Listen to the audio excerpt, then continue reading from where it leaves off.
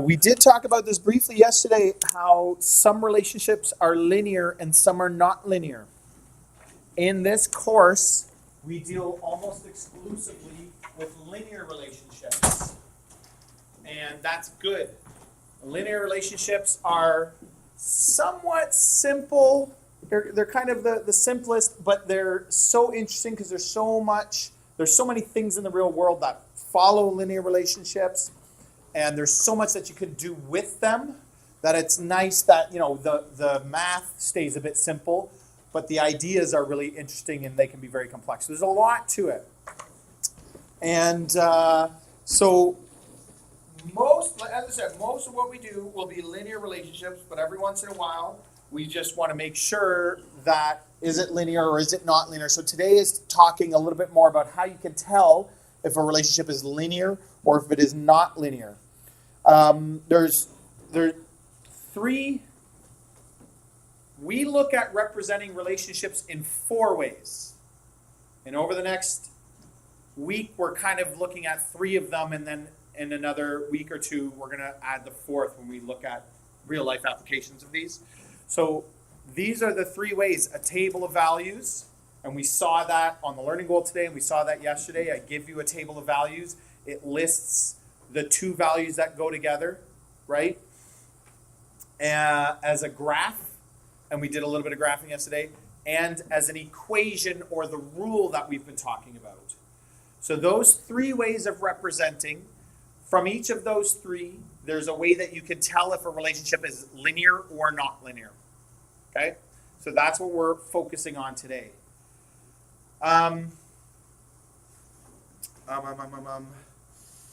When I talk about a table of values, this is sort of a side note, but it's, I think, interesting to talk about. We haven't looked at applications yet, but when we talk about a table, we would have something like this. Like we talked about the number of cubes and the figure number, but there's lots of other applications that you could have. So what if I made a table like this?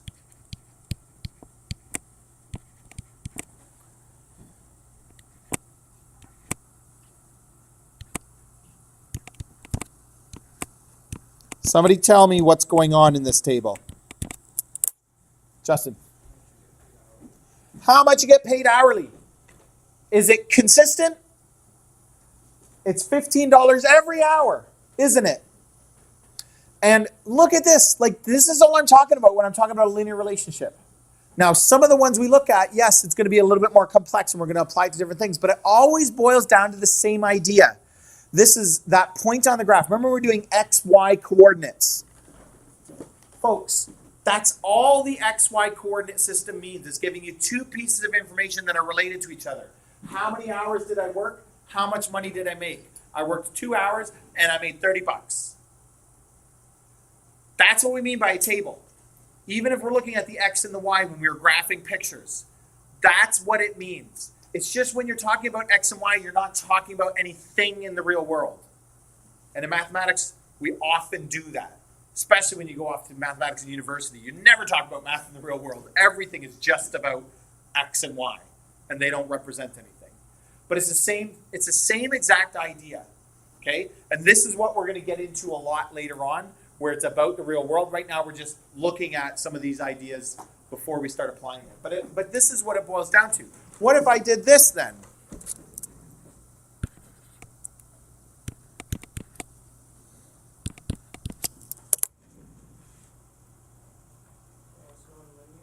It's nonlinear. Why is it nonlinear? Because, well, he made $15 for the first hour, but he made a different amount for the second hour. So it's not consistent. There may be a pattern. There may be a rule. Sometimes in real life, there kind of isn't even a pattern, right? I just made those numbers up, so whether there's a rule or not, who knows? But that's the point, is that if it's going up by a consistent amount, it's linear. Now, we haven't even talked about this. What does linear even mean?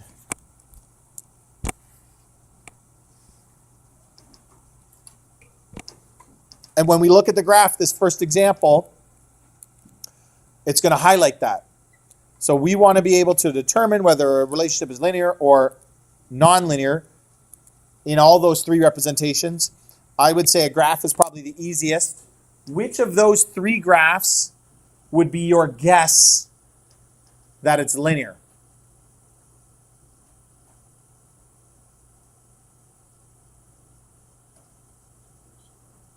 Riley?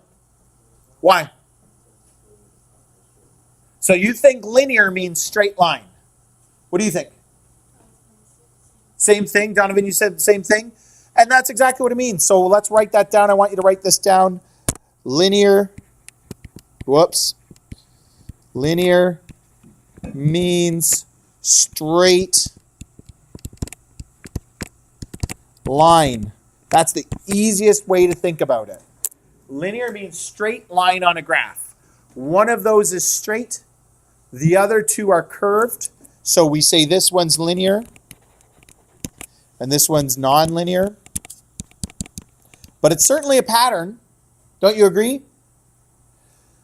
But it's a different kind of pattern. That second one is one you'll explore in grade 10. You look at that kind of a graph. But it's the same idea as what we're doing in grade 9. But in grade 9, we look almost always at linear graphs. And then in grade 10 and grade 11 and grade 12, you just start looking at different kinds of graphs. And this one's also nonlinear. Again, this is a special nonlinear one that you won't look at the graph, but you'll talk about in a different way in grade 10. But it's a very special one in mathematics, that third one. Very good. Very good. So that's easy, right? But you have to remember that that's what it is.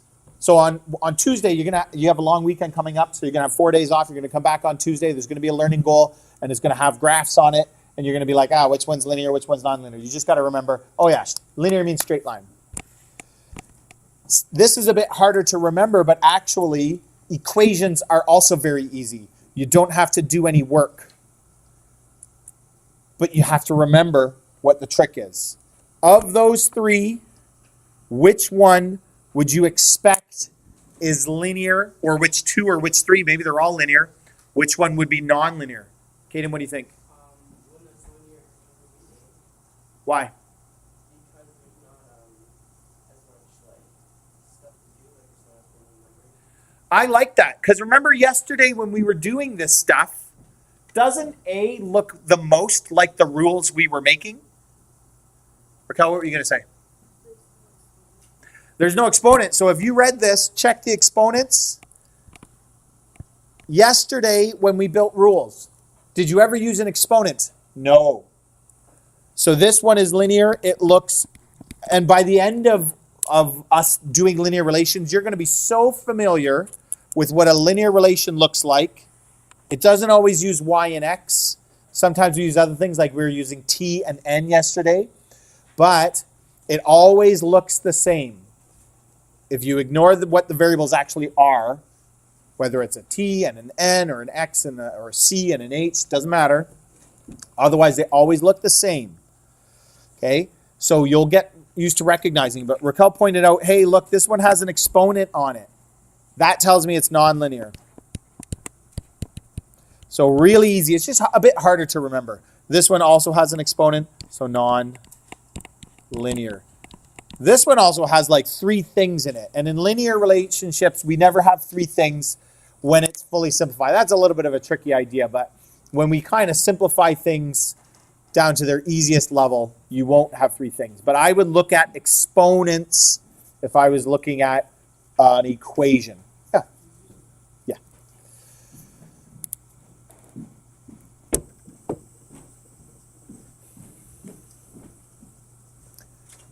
Everybody okay with that? Tape, the third one, pretty easy, right? And there's some other learning happening here, because we're learning, we learned about, hey, there's 3 ways that you can talk about linear relationships. You can look at them as a graph, and sometimes that's useful. Sometimes it's not. You can look at them as a table, and sometimes that's really useful, sometimes it's not. And then you can look at them as an equation, and again, sometimes that's useful, sometimes it's not. The equation in some ways we can do the most with, but it's not always the best. It depends on what you're doing. Okay, but there's all 3 of those. No. All 3 of those representations are sometimes useful, sometimes not. We can switch between all three. So if I give you one, you can give me the other two. Okay? Of any of them. That's what we're going to practice over the next little bit. And so we understand the relationship from all three types. So that's something else we're kind of noticing today is, hey, there's these three ways that we look at these relationships. Okay. So the table requires a little bit of work, but we already started looking at it yesterday. And again, once we're going to do a lot of it, so once you get it, it's not going to be too tricky to remember what to do and how to do it. What we're going to look at is, just like yesterday, what's the change that's happening as I move up from point to point to point. So what's the change from -1 to 1 in this case? It's 2. It's up 2. And I like to include the units. We don't always put plus when we're talking about positive numbers, but sometimes they'll go down. And if they go down, we'll put a minus. So it might be a good idea to say up is plus. From 1 to 3 is up 2. From 3 to 5 is up 2. And from 5 to 7 is up 2. So this is just like yesterday where you're looking for the change. If you were writing the rule, you'd also have to find how much for 0. But we're not doing that. We're just classifying as linear, non-linear. So it says classify each as linear, non-linear. So this one is therefore, so how do I know it's linear? Because these are all the same. So I'm going to write this down for the first one, but I wouldn't write it for all of them. All the same, therefore linear. Kaden, you had your hand up. Oh, you're such a... Everybody get that okay? If all those differences are the same, it's linear. If they're not the same, it's not linear. I want to just quickly talk about why. So put your pencil down and look here.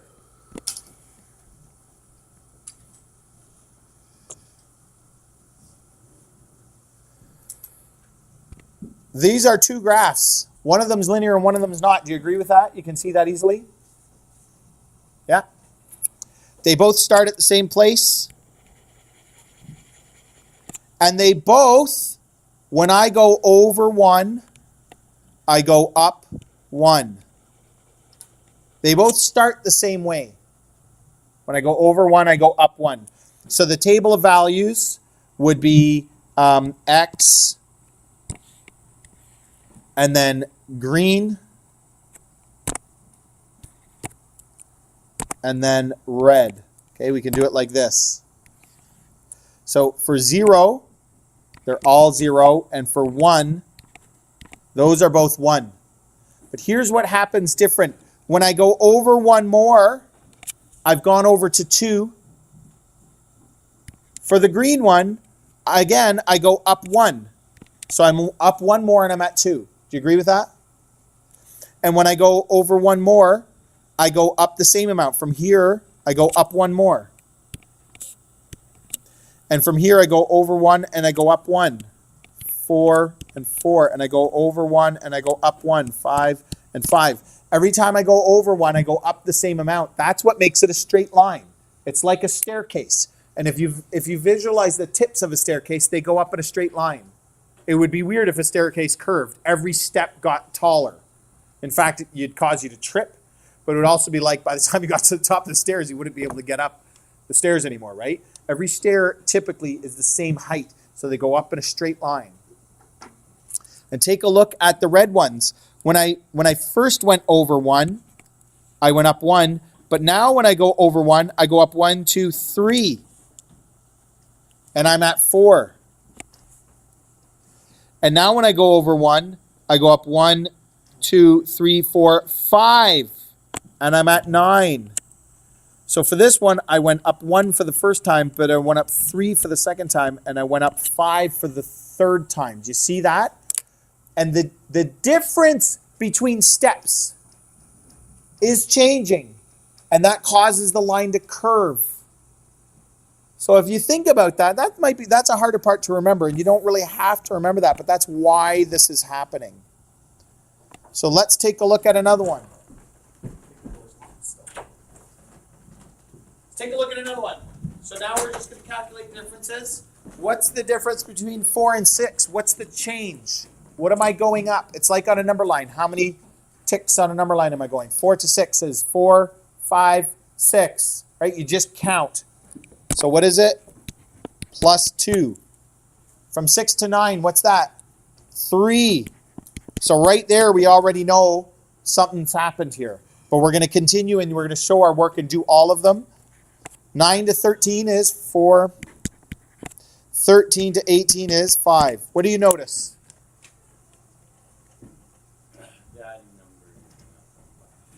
Yeah, nice. There's a pattern, isn't there? And in fact, there's a pattern means there's something going on here. Okay? But these are not the same. They have to be equal. Not all equal. It doesn't matter that there's a pattern. That's not what we care about. Not all equal. Therefore, non-linear. That's what we're looking for. Go back to A. Every single one was 2, like a staircase. I take one step, I go up 2 centimeters. That would be a really small stair. One more staircase, it's like stairs for ants or something. 2 centimeters, 2 centimeters, 2 centimeters. This one, the height of the steps is changing. That's not a linear relationship. We okay with this? Pretty straightforward, right? Okay. Next one.